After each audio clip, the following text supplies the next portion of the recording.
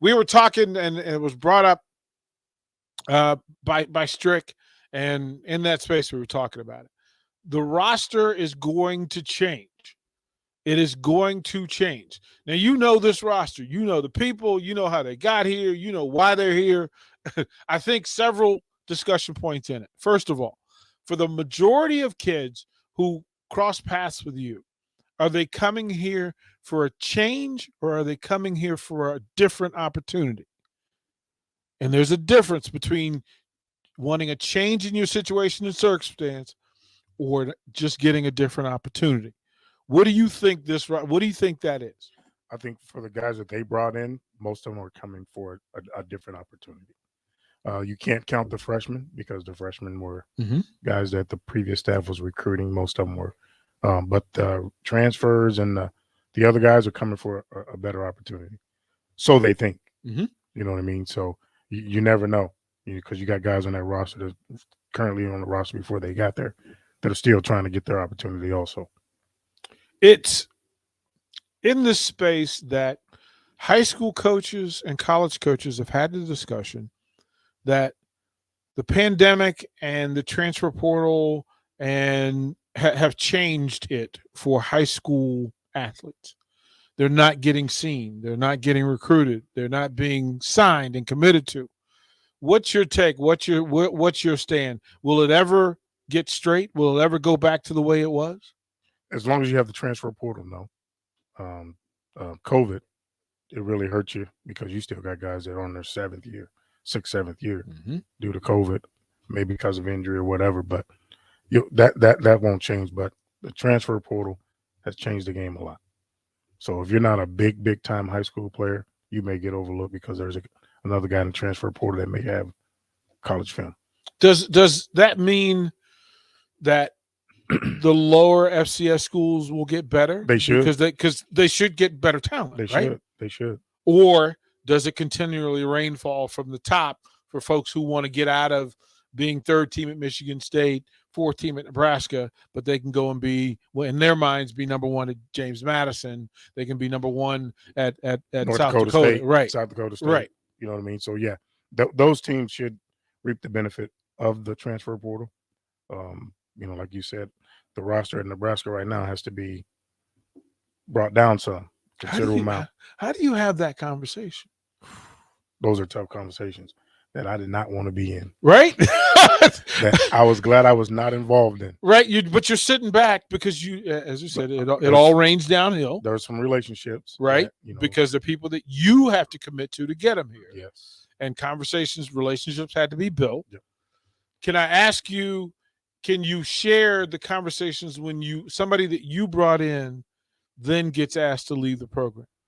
What are those conversations like between you and players, you and families? A couple of times I was not in the loop. I was left out the loop. So I had to get a phone call or text message from a parent. I didn't even know. But hey, coach. But those conversations are always difficult. But I always told a kid, I'm going to be straight and shoot him straight and be honest with him. And if I thought a kid after his second year of me bringing him in cannot help us, realistically, I would sit that kid down and his parent down and be like, hey, let's try to get this kid to a place where he can have some success and possibly play.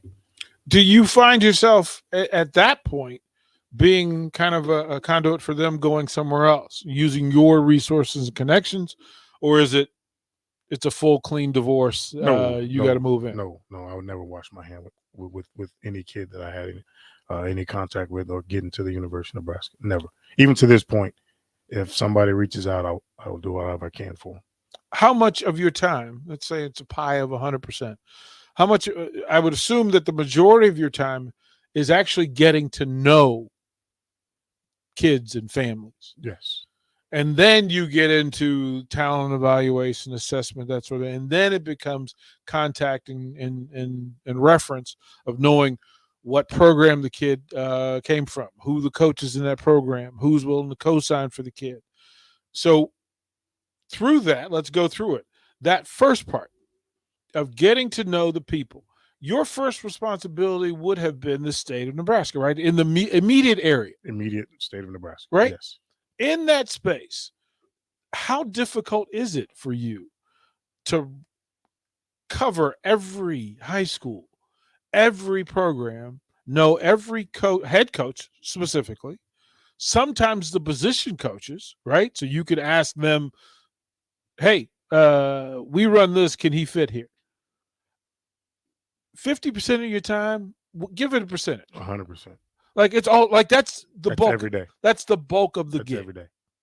That was every day. So, like you said, the process is watching the kids film. If I thought he could play at the University of Nebraska, that was contacting the coach, sending the coach a questionnaire. Okay. On the kid. So you trust the coach's word, and then you try to reach out to a counselor, and then you get involved and you start messaging the kid and his parent, trying to get him on campus. Once you get him on campus, you sell the University of Nebraska. What the University of Nebraska can do for that kid on and off the field. So once you get to that point, now you take it to the head man, who in turn gives it to the position coach. The position coach made the decision on who he wanted. You read my mind. I need to know the checklist. The position right? coach made a decision on who he wanted. Okay. If that kid checked all the boxes, academically, athletically, was he in trouble socially? We need to know what he was did. he in trouble in the cafeteria? Was he a gentleman to a cafeteria worker? Was he just how he conducted himself throughout the school? So once he checked all the boxes, the head coach signed off on him, and then off we went. We tried to get him to, if there's a kid that had a South Dakota State, North Dakota State, it was tougher sell because that's scholarship. That's a tougher sell. So how many, give me a percentage, how many of the young people that you reach that point of you want them and they want to be at the University of Nebraska, how many of those people then immediately did the scholarship offer conversation happen and end well? So I would say in my 7 years in my role, the guys that I brought on as walk-ons, I would say 35% of them earned scholarships, maybe 40 within their time at Nebraska. Did you have a percentage in your head that says I'm doing a good job? Well, I never said I was doing a good job. It was always a we. It was never about me. Well, who else was required? And you went through the checklist, right? Yep. That because you have to take 100% of the available talent in the state of Nebraska, and then find those that fit from a talent level, from a program level, from a skill level, academic level, other that could fit in. Then you've got to decide whether you could actually get them to Nebraska. Yes. Especially when it's walk-on. Yes. What's the pitch and sell? Let's say that it's Austin Jr., right? He's a Nebraska guy. He loves it. His son, AJ's good talent, good enough talent that North Dakota State says, you know what? We'll offer you a ride here.